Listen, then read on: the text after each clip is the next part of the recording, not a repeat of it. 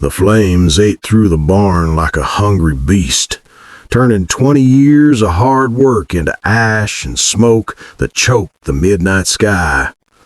Margaret Calloway stood in her nightgown, barefoot in the dirt, watching everything her family had built collapse into orange fury. Her husband James was screaming orders to the ranch hands, forming bucket lines from the well, but they all knew it was too late. The fire had taken hold too fast, burned too hot, spread too wide. This wasn't an accident. This was rage given form. And standing 30 feet away, trembling in the firelight, was Eliza. Sweet Eliza. The girl they'd taken in 6 months ago when she had nothing. The maid with the gentle smile and grateful eyes who'd become like a daughter to them. The maid who was holding the empty kerosene can. Margaret's heart wasn't just breaking.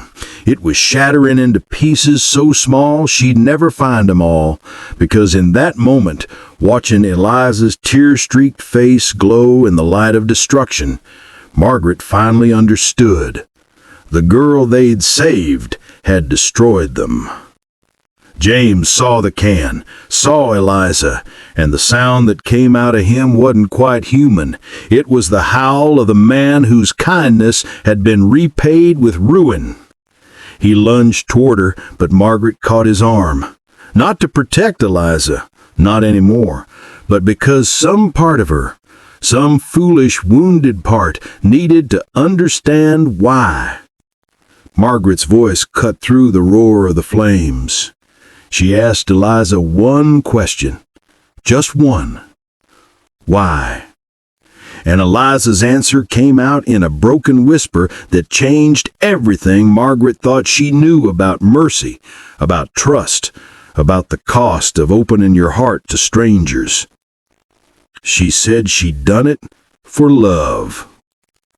The silence that followed was heavier than the smoke filling their lungs. Now I need you to think about something, friend. When you show kindness to someone who has nothing, do you ever wonder what desperation might be hiding behind their gratitude? When you open your home to a stranger, do you ask yourself what storms they might be running from? Margaret and James Calloway believe that goodness begets goodness, that if you treat people with dignity and love, they'll honor that gift. But sometimes broken people don't know how to be fixed. Sometimes they just know how to break everything around them too. So tell me, if someone you'd rescued turned around and burned your life to the ground, could you still find it in yourself to ask why? Or would the anger swallow you whole before you got the chance? 6 months earlier, Eliza Porter arrived in Salvation Creek with nothing but the clothes on her back and fear in her eyes. She was 19 years old, thin as a willow branch, with dark hair that hung in tangles and a face that carried the kind of bruises a woman tries to hide but can't. Margaret Calloway found her outside the general store, sitting on the boardwalk with her head in her hands, looking like the world had chewed her up and spit her out. Margaret was a rancher's wife, strong and practical, but she had a soft heart that her husband always said would be her undoing. When she saw that broken girl, she couldn't just walk past. She asked if Eliza needed help, if she had anywhere to go, anyone to turn to. Eliza looked up with eyes so full of desperation and relief that Margaret's decision was made before the girl even spoke. She told Margaret she'd run away from a man, a cruel man, a man who'd hurt her in ways she couldn't bear to describe. She had no family, no money, no hope. Margaret didn't hesitate. She brought Eliza home to the ranch. James wasn't thrilled at first. They didn't know this girl, didn't know her story beyond what she'd told them. But Margaret reminded him of the values they'd built their life on: faith, compassion, the belief that everyone deserves a second chance. So they took Eliza in, gave her a room in the house, offered her work as a maid and cook with fair wages and respect. And for the first few weeks, it seemed like a blessing for everyone. Eliza was grateful, almost painfully so. She worked harder than she needed to, cleaning every corner, cooking meals that made James smile, always asking if there was more she could do to repay their kindness. Margaret grew fond of her quickly. The girl was sweet, soft-spoken, eager to learn. She taught her to read better, to manage household accounts, to ride a horse, things a mother might teach a daughter. They never had children of their own. Margaret couldn't. It was a grief she'd carried quietly for years, and in some small way, Eliza filled that empty space. But James noticed things Margaret didn't want to see. The way Eliza watched him, not with gratitude, but with something else, something that made him uncomfortable. The way she'd find reasons to be near him when Margaret was in town. The way she'd touch his arm when she spoke, linger too long in doorways, wear dresses that seemed just a little too fine for housework. He mentioned it to Margaret once, carefully. Said maybe Eliza was getting too attached, maybe too comfortable. But Margaret dismissed it, told him he was imagining things, that Eliza was just affectionate, just grateful, that he was reading too much into innocent gestures. But James wasn't imagining anything. Eliza had fallen in love with him. Deeply, desperately in love with him. To her, James represented everything she'd never had. Safety, strength, kindness without cruelty. He was older, steady, the kind of man that made her feel protected in a world that had only ever hurt her. She convinced herself that he felt the same, that his kindness was affection, that his gentle words were invitations, that if she could just make him see how much she loved him, how much she needed him, he'd leave Margaret and choose her instead. She started small, leaving wildflowers on his desk, making his favorite meals, wearing her hair the way she thought he'd like. And when he didn't respond the way she hoped, when he remained faithful to his wife, distant and proper, Eliza's love curdled into something poisonous.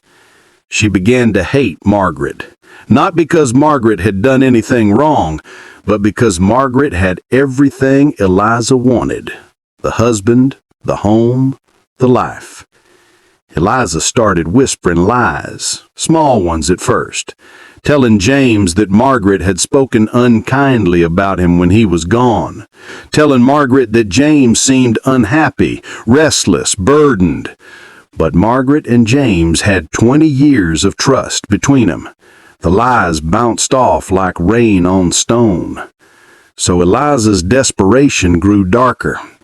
She began to steal small things, a watch, some money, jewelry. Not because she needed them, but because she wanted to hurt Margaret, wanted to take something from the woman who had everything Eliza couldn't have. When the thefts were discovered, Eliza cried and blamed passing drifters. Margaret believed her. But James was starting to see the truth. The girl they'd rescued wasn't healing, she was unraveling.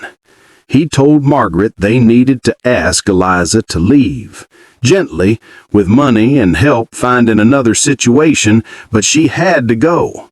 Margaret resisted. She still saw Eliza as a wounded bird they'd saved. She couldn't believe the girl would hurt them. That's when Eliza overheard them talking. Heard James insist she leave. Heard Margaret finally reluctantly agree. And something inside Eliza snapped. If she couldn't have James, couldn't have this life, then neither could Margaret. She waited until they were asleep, took the kerosene from the lamp shed, and she lit the barn on fire, intending to burn not just their livelihood, but their hope, their future, everything they'd built together. She wanted them to hurt the way she hurt. When Eliza whispered that she'd done it for love, Margaret felt the last piece of her heart break clean in two. Because she understood then what she'd been too kind to see before. Eliza didn't know what love was. She knew obsession. She knew need. She knew the desperate clawing hunger of someone who'd been starved of affection for so long that she'd mistaken kindness for devotion. Real love doesn't destroy. Real love doesn't demand. Real love doesn't burn down the lives of others to warm itself. The ranch hands held Eliza until the marshal arrived. She didn't fight, just stood there crying, repeating over and over that she was sorry, that she loved him, that she only wanted to be loved back. James couldn't even look at her. The betrayal was too deep, the anger too raw.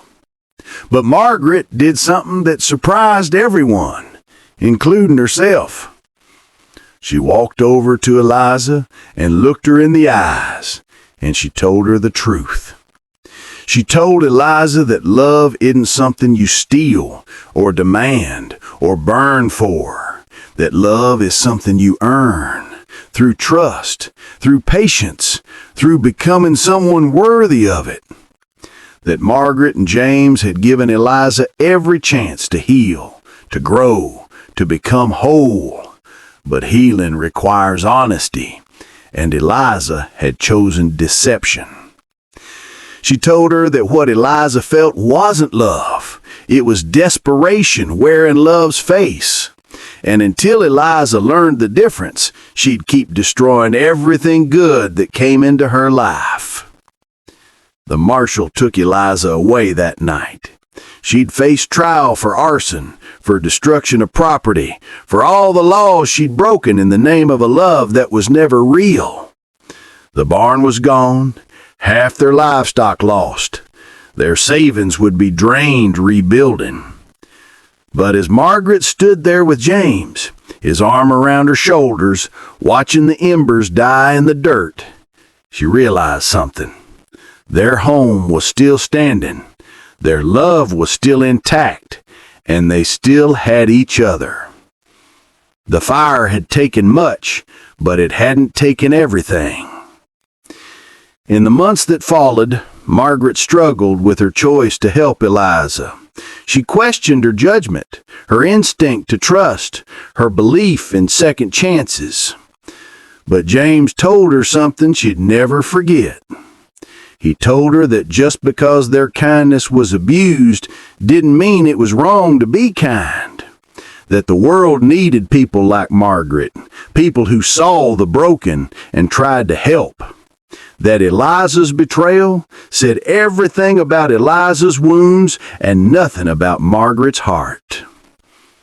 They rebuilt the barn, restocked the livestock, moved forward.